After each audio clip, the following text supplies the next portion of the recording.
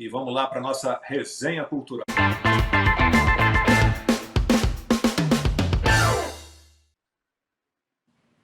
Eu vou abrir hoje a resenha. Minha dica é um livro sem muitos comentários, é bem rápido. Vou indicar este aqui, A Mentalidade Muçulmana, do americano Robert R. Riley, que é para quem quer entender o que é o islamismo. Então conta, né, percorre toda a história do islamismo, desde a sua origem, fala das suas correntes, divisões, e fala, claro, do fundamentalismo, né, do islamismo radical, de como a gente pode ganhar essa guerra que esses radicais promovem. A gente tem visto aí cada vez mais forte isso contra o Ocidente. Então, mais uma vez, A Mentalidade Muçulmana, do Riley, e que tem um luxo, prefácio do Roger Scruton. Então, e vou vender meu peixe aqui também. Na minha livraria digital você encontra esse livro, tá? livrariadolacombe.com.br. E eu vou pela ordem aqui da janelinha. Consta, vamos com você primeiro. Bela indicação, Lacombe. Essa semana, por acaso, eu fiz a minha biblioteca do Consta, que eu faço toda quarta-feira, com o meu amigo Pedro Henrique Alves, da LVM, Clube Ludovico. Ele falou sobre esse livro. A minha indicação é essa aqui. Eu tenho a versão em inglês na minha mão, Liberal Fascism, mas ainda bem que a gente tem aí a imagem em português, se eu não me engano, né? Porque a tradução tem que ser fascismo de esquerda. Para quem ainda não sabe, o termo liberal nos Estados Unidos virou sinônimo de esquerdismo, de progressismo, de comunismo, faz muito tempo, né? Não tem nada de liberalismo clássico. E esse livro do Jonah Goldberg, ele mostra com perfeição, né, e relatos históricos e tudo, como o nazismo tem muito a ver com o comunismo. Então, para quem estudou um pouco de história, da origem do Partido dos Trabalhadores Nacional Socialista do Hitler, aqueles itens todos, nenhuma grande novidade aqui, né? A cor vermelha que o Hitler escolheu por isso, os ideólogos que eram todos meio marxistas, só que repudiavam a ideia de uma classe operária revolucionária sem pátria. Então eles pegaram o marxismo, o socialismo, o comunismo todo e adicionaram o fator nacionalismo, sendo que se você pega um Stalin da vida, é exatamente isso. Então, o resumo aqui que eu peguei numa página aqui é uma batalha de nazistas e comunistas, é um caso de dois cachorros brigando pelo mesmo osso, né?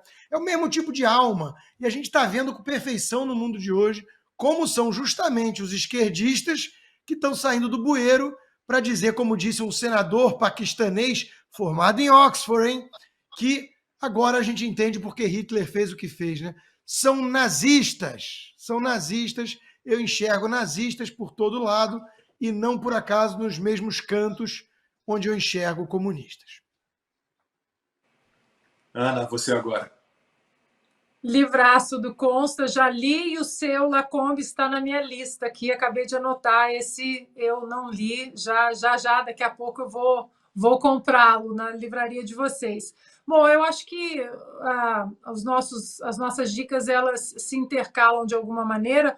Nós que estamos testemunhando, né, o Ruschel disse como as ditaduras se instalam, e hoje acho que nós estamos testemunhando 2023, como regimes totalitários e as barbáries elas se instalam.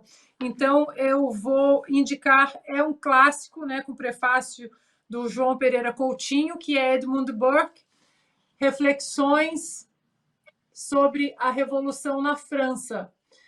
É um livro muito importante porque ele mostra, vou ler só um trechinho aqui, mostra exatamente como a barbárie ela vem e vai, vem e vai. Então, no prefácio do grande João Pereira Coutinho, ele escreve o seguinte: a oposição de Burke aos acontecimentos de Paris não deve ser interpretada como uma reação instintiva, ou pior ainda, impensada.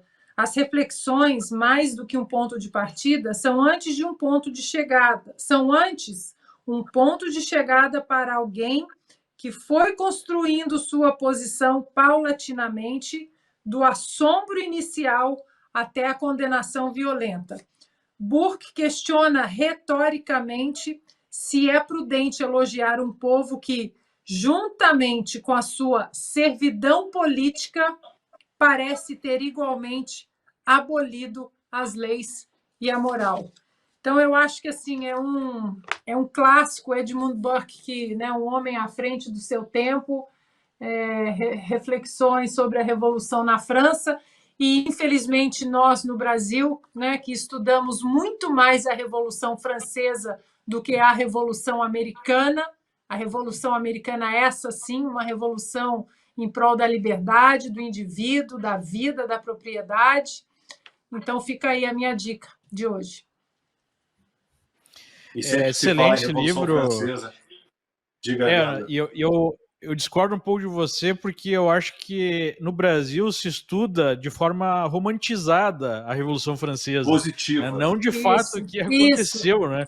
Porque a Revolução Francesa é o grande ovo da serpente, né? Foi ali que foi criada essa lógica revolucionária, essa justificativa do terror como uma forma de promover a justiça social, e esse cientificismo absoluto, né, que destrói as crenças e a tradição. Então, esse livro é show de bola. Esse aí é muito bom mesmo. Todos os 3 livros que vocês apresentaram são excelentes.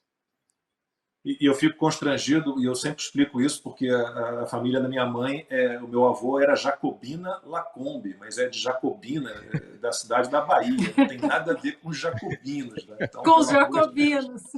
Não, estou fora.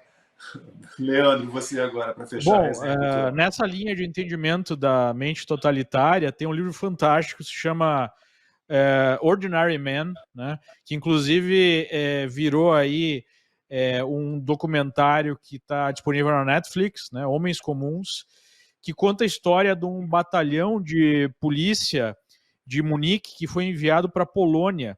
Como em 42, 43, né, a Wehrmacht já estava muito esticada, não tinha mais mão de obra, né, não tinha homem-força para fazer certas funções, eles pegaram batalhões de polícia de cidades e mandaram para fazer a função de coletar os judeus, né, e muitas vezes exterminar os judeus. E, diferentemente de soldados treinados, né, no exército, essas eram pessoas comuns, eram pessoas que formavam os batalhões de polícia ou de bombeiro, e nas cidades, nessa época, geralmente eram pessoas que tinham uma outra atividade que prestavam serviço, como bombeiro, como, enfim, ajudante de polícia, assim por diante. E, diferentemente dos militares alemães, eles não eram obrigados a cumprir ordens. Eles poderiam negar a ordem de fazer aqueles crimes horrendos, né, contra os judeus. E conta a história de como esse batalhão, formado então por pessoas comuns, acabou virando um dos batalhões mais eficientes no extermínio de judeus. Sendo que um percentual muito baixo dos integrantes desse batalhão se negaram a cumprir as ordens, né? E, novamente, eles tinham a possibilidade de não cumprir essas ordens de executar judeus. O documentário ele é um resumo bem fidedigno, então vale a pena. O livro é mais completo, mas ele mostra como é fácil para o ser humano entrar na onda do mal absoluto, especialmente pela pressão social, né? Você vai lá, está com 500 homens, seus amigos, seus colegas, e aí, não, eu não quero fazer isso. Então você vai deixar esse peso para eu fazer? Então, como o comportamento de massa acaba favorecendo certas posturas que são horrendas, né? Que são o mal absoluto. Então, esse livro, ele mostra como é muito fácil a gente entrar numa espiral de terror. A gente falava antes do programa, né?